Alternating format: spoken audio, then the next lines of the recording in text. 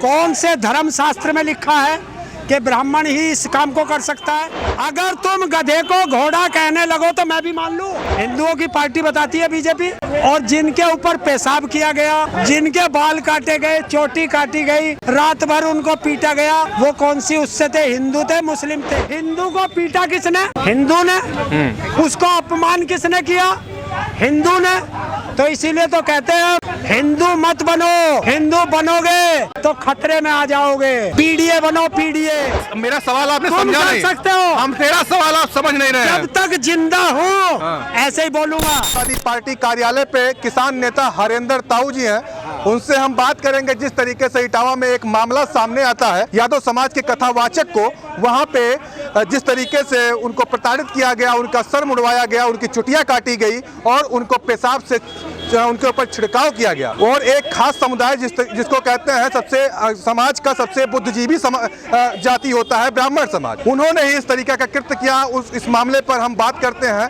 क्या कहेंगे कि नेताजी, जिस तरीके से ये मामला हुआ, इस मामले को लेकर क्या कहेंगे? सबसे पहले तो आप पे सवाल कि इसको बुद्धिजीवी वर्ग कहा जाता है। ये बुद्धिजीवी वर्ग इस तरह की कार्रवाई करता है क्या? कौन करता है? ये कार्रवाई तो जानवर भी नहीं करता। अभी तक तो बुद्धिजीवी समाज माना जा रहा था ना भाई। अगर गधे को साबुन से नहलाओगे घोड़ा बन जाएगा क्या? रहेगा तो गधा ही। क्या ब्राह्मण समाज गधा है क्या, जिस तरीके से आप बात कर रहे हैं? आपने कहा, मैंने तो गधे को कहा कि गधा गधा ही रहता है। और रही दूसरी चीज, अभी कुछ पत्रकार मेरे से कह रहे थे कि उनको गिरफ्तार कर लिया, एफआईआर दर्ज हो गई। एफआईआर दर्ज हो गई। वहाँ के एसपी ने उस पर बाकायदे प्रेस कॉन्फ्रेंस में झूठ बोला। उस एसएसपी ने झूठ बोला क्योंकि उसमें एक ब्लाइंड बच्चा भी था, ब्लाइंड व्यक्ति था। आरपीडी एक्ट 2016 के अंतर्गत कार्रवाई की क्या? उस एफआईआर में आरपीडी एक्ट 2016 के अंतर्गत कार्रवाई की क्या? एक दिव्यांग बच्चे के साथ इस तरह का व्यवहार उन सामंतवादियों ने किया है जिनसे हम लड़ रहे हैं। ब्राह्मण समाज को ये कहा जाता है, कथावाचक रहते हैं, तमाम ऐसी चीज़ों, मतलब चाहे वो अशुभ कार्य हो या अशुभ कार्य हो, ब्राह्मण समाज को ही पूछा जाता है। क्या करने के लिए उसमें यादव समाज पहुंच गया भाई? कौन से धर्म शास्त्र में लिखा है कि ब्राह्मण ही इस काम को कर सकता है? अभी तक ऐसा पूजनीय मानते हैं लोग। यार मानने से क्या हो? अब बदलाव होना चाहिए। अगर तुम गधे को घोड़ा कहने लगो तो मैं भी मान लूं।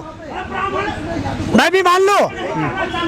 यही तो 2014 से मैं देखता आ रहा हूं कि गधे को शेर की खाल पहना के तुम शेर शेर करते आ रहे, वो गधा ही है। ऐसे लोगों का बहिष्कार होना चाहिए। बहिष्कार से क्या होगा? फिर क्या होना चाहिए? होना क्या चाहिए? SC ST OBC को एक साथ रहना चाहिए। अच्छा, हाँ, इसी में भलाई है। अगर वो एक साथ रहेंगे तो सुरक्षित रहेंगे, और बीजेपी के साथ रहेंगे तो ऐसे ही पिटेंगे, क्योंकि बीजेपी अपने आप को हिंदुत्व की पार्टी बताती है। अच्छा, ये जो मामला हिंदुओं की पार्टी बताती है बीजेपी। और जिनके ऊपर पेशाब किया गया, जिनके बाल काटे गए, चोटी काटी गई, रात भर उनको पीटा गया, वो कौन सी उससे थे? हिंदू थे, मुस्लिम थे, सिख थे, ईसाई थे? कौन थे भैया? अब यादव समाज तो हिंदू में आता है, सनातन धर्म की बात करता है वो भी। ऐसा नहीं, हम तो जो जानते हैं यही होता है। वही जानते हैं। हाँ, बिल्कुल। वो भी हिंदू है। बिल्कुल। तो हिंदू को पीटा किसने? हिंदू ने। उसको अपमान किसने किया? हिंदू ने। तो इसीलिए तो कहते हैं हम हिंदू मत बनो, हिंदू बनोगे तो खतरे में आ जाओगे। पीडीए बनो, पीडीए। फिर किसी माई के लाल की हिम्मत नहीं। ये मतलब आपके कहने का मतलब है कि अगड़े समाज को छोड़ दिया जाए, 15% वालों को छोड़ दिया जाए, किनारे रहे वो।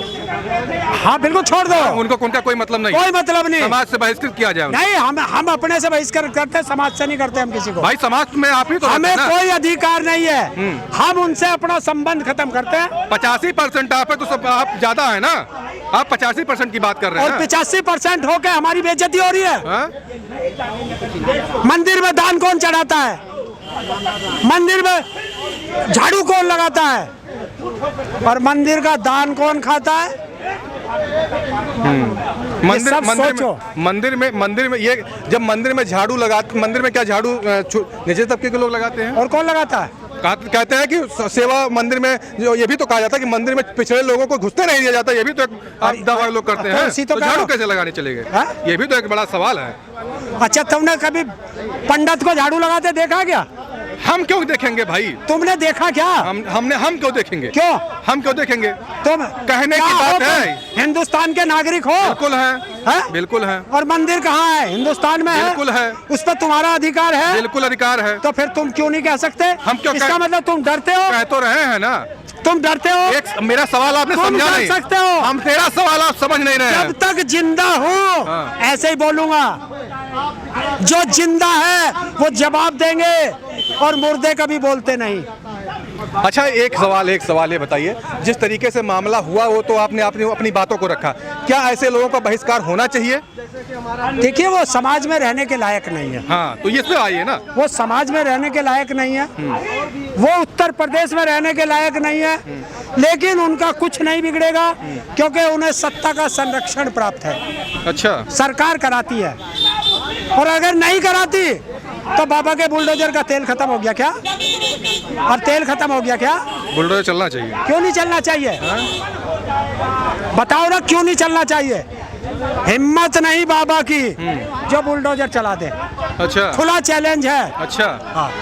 कहते तो हैं कि अगर कोई दोषी पाया जाएगा तो उसको निस्तो नाबूद कर दिया जाएगा। बाबा हमेशा हर बात पे कहते हैं कि पहले वालों के जो जिनका बुलडोजर चला उनकी जांच की गई थी कि किसी की गई है? तमाम लोगों पे बुलडोजर चला तो पूरे प्रदेश में बुलडोजर की कार्रवाई हुई। क्यों नहीं चला? आप क्यों नहीं चलता? उसका भी विरोध समाजवादी पार्टी ने किया कि बुलडोजर नहीं चलना चाहिए। देखिए, अच्छा, और अगर आप कह रहे हैं हम चलाओ बुलडोजर, अगर हमारे कहने से तुम रोक सकते हो तो हमारे कहने से चला दो। चलाओ, नहीं चला सकते। आप विरोध नहीं करेगा समाजवादी पार्टी? लोग विरोध नहीं करेंगे बुलडोजर कार्रवाई पे? यार, मैं ना समर्थन करता ना मैं विरोध करता।